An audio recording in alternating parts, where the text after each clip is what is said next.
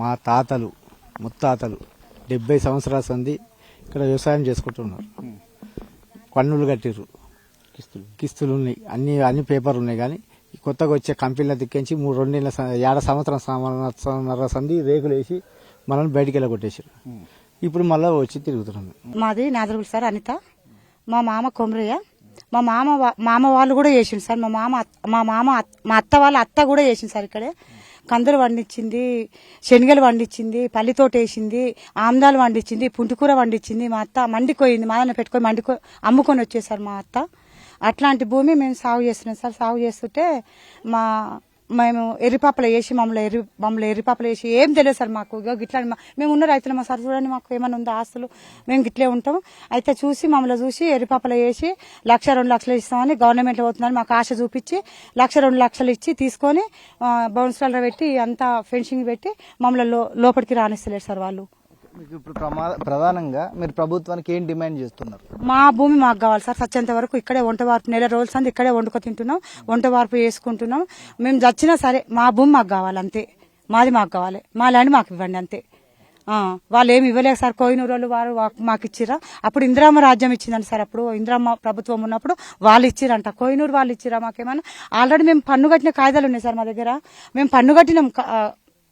మమ్మల్ని కరెక్ట్ లేదైతే రానియరు కదా సార్ ఇండ్లకి. మరి కరెక్ట్ ఉంటే పట్టుకునే మేము ఇంత దౌర్జన్యం చేసి ఇప్పుడు రాగలిగినాం ఇండ్లకి. మమ్మల్ని రౌడీ రాజ్యం చేసి ఇట్లా మమ్మల్ని ఇట్లా చేసి రానిస్తలేరు సార్. బౌన్స్లో పెట్టి ఇప్పుడు మేము వస్తే కూడా రానియరు సార్ పట్టుకొని. వాళ్ళు ఎందుకు వచ్చి దేనికి వచ్చి అడతారు. మేము మన ప్రూఫ్ చూపి అంటే ప్రూఫ్ చూపిస్తలేరు సార్ వాళ్ళు. ఇప్పుడు మొత్తం రాకైతే మాది రాగన్నగూడెం. నా పేరు పద్మ, మా మామ పేరు కిష్టయ్య, మా అత్త పేరు ఈరమ్మ. మా అత్తల అత్త కూడా దున్నేది. 80 సంవత్సరాలు సార్ మా అత్తలు దున్ని. 80 సంవత్సరాల సంది దున్నితే నేను కూడా 40 సంవత్సరాల సంది చేస్తున్నాం. దున్నచేను వేసినాము, ఆయిందాలు వేసినాము, గోకర చెట్లు వేసినాము, అది బీర చెట్లు వేసినాము, పుంటి కూర అలికినాము, అన్నీ తీసుకొని పోయి ఇంకప్పుడు బండ్ల సైకిళ్ళ సార్ మేము జొన్నకాయ కూడా చేరుకొని నెత్తల మీద ఎత్తుకొని ఇంటికి పోయి బండ రోడ్డు మీద వేసుకొని కొట్టుకున్నాం. ఇంట్లో లాకిళ్ళ కట్టెలతోటి కొడితే బొగ్గలు వచ్చినా కానీ అంత బాధపడి చేసుకున్నాం మేము. పుంటి కూర గోకరకాయ బీరకాయలు వెళ్తే రైతు మాదనపేటకి ఎత్తుకుపోయి అమ్ముకున్నాం. అసలు మాకు 5 చూపిస్తాను ఆశ చేసి ఇప్పుడు 4 ఏళ్ల సంది ఇళ్ళకి మొత్తం రాకుండా చేసారు సార్ మమ్మల్ని. అంతకంటే మునుపు 4 ఏళ్ల కంటే ముందు మంచిగా దున్నాము. ఇదే గడ్డ మీద చంద్రబాబు నాయుడు వచ్చి మా భూములు మాకు ఇప్పించిండు. అది ఈయన బీజేపీ ఆయన ఇంద్రసేన రెడ్డి వచ్చి అరెస్ట్ అయ్యిండు. మాయంబడి అరటి తోటలు ఉంటే నరికిపించిండు. మాయంబడి ఉన్నాడు, అరెస్ట్ అయ్యిండు. మళ్ళీ మేము జైల్లో కూడా ఉన్నా కానీ ఇప్పించుకొచ్చిండు ఆయన తొలకపోయి కూడా. కానీ మా భూములు మాకు కావాలి సార్ ఇప్పుడైతే. ఆయన ఎవ్వరో గాని ఈ కోహినూరు కూడా సార్ మా భూములకు అన్నగట్టినోడా పన్నుగట్టినోడా అని భూమి ఏడుంది చూపించమని. మేము దున్నోళ్ళం, మేము పన్నుగట్టిన వాళ్ళం మేము. మా సెలికేడుందంటే నేను చూపిస్తా. ఆయన సెలికేడుందో చూపించమని. ఇప్పుడు కోహినూరు వడాడు. మాది మాకు కావాలి సార్. ఎవడేమన్నా చేయండి, మా భూమి మాకు కావాలి. భూమి చూడక 4 ఏళ్ల సంది అందులో కోతలు పోనీయరు రానియరు. ఇటు రాగానే ఊరుకోసారు, మేము అంట్లకి మాకు 10 ఇచ్చినాడు కదా, 5 ఇచ్చినాడు కాడీడు. మీ భూమి లోపల ఉంది, మీరు రావద్దిగా, మీకు లేదు భూమి, నాకే ఉంది భూమిగా అంతా నాది అని మా మామ వస్తే హాడుకు నూకేసిన అముసలు ఆయన కొన్ని రోజులకు చనిపోయింది. వాళ్ళు భూమి మీద గుండె వాళ్ళగా చనిపోయింది. మా అత్త మా మామ చనిపోయింది. మా సినిమా వచ్చి నా చెలక అది ఇట్లా పోతుంది అని ఉరిపెట్టుకొని చెలకన్నా ఉరిపెట్టుకుని చెట్టుకే 50 చెట్టు ఉరిపెట్టుకుండే ఆయన అట్లా పోయిండు. ఇంకో ఆయన అట్లా పోయిండు. అట్లా కష్టాలు పోనీయారు మమ్మల్ని. ఇప్పుడు ఎట్లా నూకేస్తారు గట్నే. ఇక ఆడవాళ్ళు దబ్బునెక్కన పోతుంటారుగా కట్టుకోరనుకోపోతే వాళ్ళు ఎంబడతారా దొంగలా కొడుకులు పోయి వెనకాయలు పోటు గుంజుకోసారు. ఆ బాడకావులు అట్లా ఉన్నోళ్ళు మొత్తానికి రండి సరే సార్ కొడుతురు సార్. మళ్ళా గుళ్ళకాడ పోతే చేస్తారు సార్. చేస్తారు మొత్తం పోలీసులు ఫోన్ చేయగానే వస్తారు. మీకు ఎంత ఉంది భూమి? ఎన్ని సంవత్సరాలు కానీ చేసుకుంటారు? మేము ముత్తాయి సంధి చేస్తున్నాం సార్. మా అయ్యలో ఉన్న సంధి చేస్తున్నాను. గడ్డి కూడా ఓపిస్తాం ఇలా రాయితే సార్ మొత్తానికి. ఎంత కొడుతున్నారు మళ్ళా 5-6 గుళ్ళు ఉన్నాయి. గుళ్ళకాడ పోతున్నాం. ఇప్పుడు సిఐ నన్ను లోపలికి రానియలే. ఎందుకు అంటే ఇది కోర్టు ఆర్డర్స్ ఉన్నాయి అన్నాడు. కోర్టు ఆర్డర్స్ తీసుకురా, దాంట్లో ఏముందో చూస్తా అన్న. అదేమన్నా జడ్జిమెంటా? అది ఏంటి? ఎందుకు లోపలికి పోవద్దు, రైతులు ఎందుకు పోవద్దు అని అడిగిన. దానికి సమాధానం లేదు. సరే పంపించిండు లోపలికి. నన్ను రైతుల్ని ఆపినప్పుడు గోడగట్టే రైటు నా కొడుకు ఎవడిచ్చిండని అడుగుతున్నాం మేము. గోడగట్టే రైటు వీడికి ఎవడిచ్చిండు? ఎవడిచ్చిండు? రైతు 50 ఏళ్ల నుంచి సేద్యం చేసుకునే రైతు, పన్ను కట్టే రైతు, భూమికి శిస్తు కట్టే రైతు భూమిలోకి రావద్దు. వాడెవడో వచ్చినటువంటి బోకర్ రియల్టర్ వాడు వచ్చేమో గోడ కడతాడు. రైతు భూమిలో గోడ కట్టే హక్కు వాడికి ఎవడిచ్చిండు? రేవంత్ రెడ్డి ఇచ్చిండా? ఇప్పుడున్న గవర్నమెంట్ ఇచ్చిందా? ఎవడిచ్చిండో మాకు కావాలా. రైతు భూమిలో గోడ ఎట్లా కడతాడు వాడు? ఇంత ఇన్ఫ్రాస్ట్రక్చర్ ఎట్లా కడతాడు వాడు లోపట? దీన్ని తీవ్రంగా ఖండిస్తున్నాం. ఇది ఒక దుర్మార్గమైన చర్య. షెడ్యూల్ క్యాస్ట్ వాళ్ళకి ఇందిరాగాంధీ టైంలో గవర్నమెంట్ భూముల్ని అనేక రూపాల్లో ప్రభుత్వ భూముల్ని ఇచ్చింది. ఆ రోజు ప్రభుత్వ భూములతో పాటు ఇగో ఇలాంటి భూములు ఎవడైతే పెద్ద పెద్ద జమీందారులు జాగీర్దారులు ఉన్నారో వాళ్ళ భూముల్ని సీలింగ్ కింద వీళ్ళందరికీ డిస్ట్రిబ్యూషన్ చేసింది. భూమి మీద హక్కు ఇచ్చింది. శిస్తులు కట్టుకున్నారు. ఏసీ కార్పొరేషన్లు లోన్లు ఇచ్చినాయి, మోటార్లు ఇచ్చిండ్రు, బావులు వేయించారు, బోర్లు తవ్వించారు.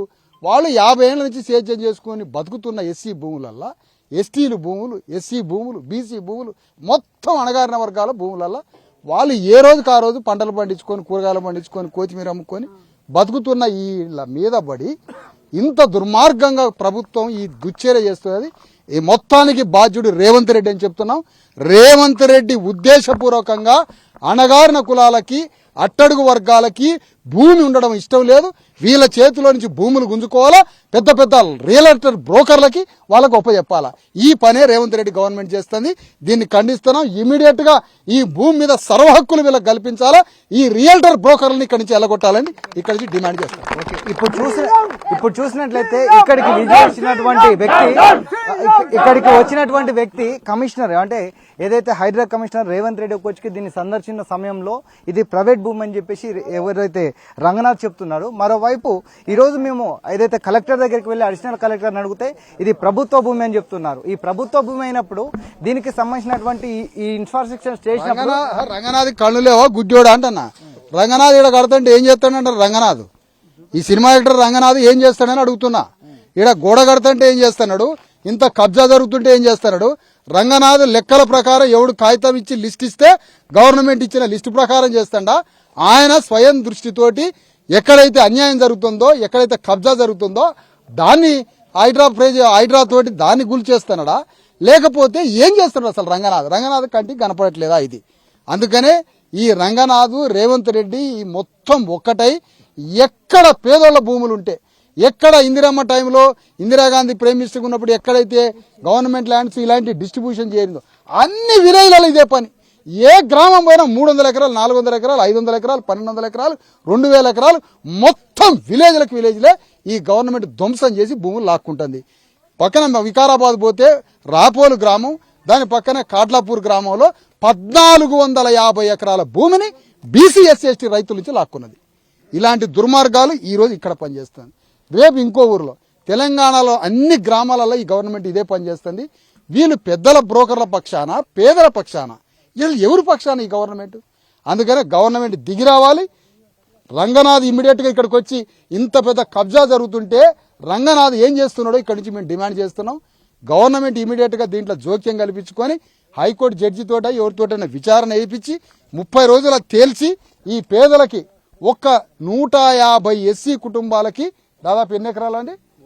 373 ఎకరాల భూమి చెరువు కబ్జా అయింది. అది ఎవడు దీంట్లో రైట్ ఎవడిది? వాడెవడు బౌన్సర్లు ఎవడు, రౌడీలు ఎవడు? మమ్మల్ని కొట్టడానికి వస్తాడు వాడు రాళ్లు తీసుకొని ఈ కంపెనీలో పనిచేసే బ్రోకర్ నా కొడుకులు ఈ పేదోళ్ళ మీద రాళ్లు తీసుకొని మీదకి వస్తాడు వాడు. పోలీసులు మా పక్షాన ఉన్నాడా? ఇప్పుడు రాళ్లేసి కొట్టేవాడు పక్షాన ఉన్నాడా? పోలీసు ఎవడు పక్షాన ఉన్నాడు? మా పక్షాన ఉన్నాడా? బ్రోకర్ల పక్షాన ఉన్నాడా పోలీసు? అంటే పోలీసుకి ఏం డైరెక్షన్ వస్తుంది? పోలీసుకి ఏం డైరెక్షన్ వస్తుందని అడుగుతున్నా ఇక్కడి నుంచి. అందుకనే సీరియస్ చెప్తున్నాం. పోలీసులు ఇక్కడి నుంచి వెళ్ళిపోవాలా. రైతులకు వదిలిపెట్టి రైతులు ఏం జరుగుతుంది? భూమిని రైతులు తీసుకొని వచ్చి రైతులు ఎక్కడ నీ భూమి ఉందమ్మా, ఏడ నీ బోరుంది, ఏం పంట పండించుకుంటున్నావు, ఏడ నీ భూమి ఉందని చూడటానికి నేను వస్తే నన్ను రానిరాట, రైతుల్ని రానిరాట, వానితోటి గోడ కట్టిస్తాడట పోలీసు ఆయన. అంటే ఎవడు నెత్తురు కూడి తింటాడు పోలీసు ఆయన? ఎవడు రక్తపు కూడి తింటాడు ఈ గోడ కట్టిస్తుంటే? ఏ రంగనాథ్ ఎందుకు ఆపట్లేదు ఈ గోడని? ఇది మూడింది ఈ రేవంత్ రెడ్డి గవర్నమెంట్కి. మళ్ళా చెప్తున్నాం, రాష్ట్రం అంతా ఈ దగులుబాజీ పరిపాలన నడుస్తుంది. దీని మీద రాష్ట్ర వ్యాప్తంగా ఏ గ్రామాలలో భూముల్ని ఆక్రమిస్తుందో ఈ ప్రభుత్వం, పేదల భూములు మొత్తాన్ని నాదర్గులు ఊళ్ళే పెద్ద పెద్దోళ్ళకి 100 ఎకరం, 50 ఎకరం, 20 ఎకరం, 10 ఎకరం ఉంది. ఇదే భూమి, ఇదే శివరాజు ఇదే జమీందార్ వాడు జాగీర్దార్ వాని భూమి అక్కడ ఎందుకు ముట్టుకోవటంలే, ఇక్కడ భూమి ఎందుకు ముట్టుకుంటారు? ఈ క్వశ్చన్కి నాకు గవర్నమెంట్ ఆన్సర్ చెప్పాలి. ఆడ ఫంక్షన్ హాల్ 5 ఎకరాలలో ఒకటి ఫంక్షన్ హాల్ కట్టిస్తాడు, భూమిని మొత్తం వాడు కబ్జాలో పెట్టాలి. అక్కడ భూమిని ఎందుకు టచ్ చేయట్లేదు ఈ గవర్నమెంట్? ఇక్కడ భూమినే ఎందుకు వీళ్ళకి ఒప్పచెప్తుంది గవర్నమెంట్? అక్కడ ఎందుకు జోక్యం చేసుకోవట్లే అంటే పెద్దోడు ఎక్కడ ఉంటాడో వాడిని టచ్ చేయదు. వికారాబాద్ లో 150 ఎకరం ఒక రెడ్డి ఫ్యూడల్కు ఉన్నది, దాన్ని టచ్ చేయలే. ఎకరం 6 ఎకరం ఉన్నటువంటి 600 ఎకరాల భూమి ఎస్సీ ఎస్టీలు లాక్కున్నాడు అక్కడ. ఇక్కడ పేదరెడ్లు కనీసం రేవంత్ రెడ్డి పేదరెడ్డి అని కానీ ఏమైనా సాయం చేస్తాడా? ఇగో భూకి లేని రెడ్లు 4 ఉన్నారు, వాళ్ళ భూమి కూడా లాక్కున్నాడు ఇక్కడ. అందుకని ఇది టోటల్ బాధ్యుడు, ఇది మొత్తానికి బాధ్యుడు రాష్ట్ర ముఖ్యమంత్రి రేవంత్ రెడ్డి. ఆ రేవంత్ రెడ్డి జోక్యం కల్పించుకోవాలి, ఈ పేదల భూములు మొత్తం ఇక్కడ వీళ్ళకి ఒప్పజెప్పాలని ఈ సందర్భంగా డిమాండ్ చేస్తాం.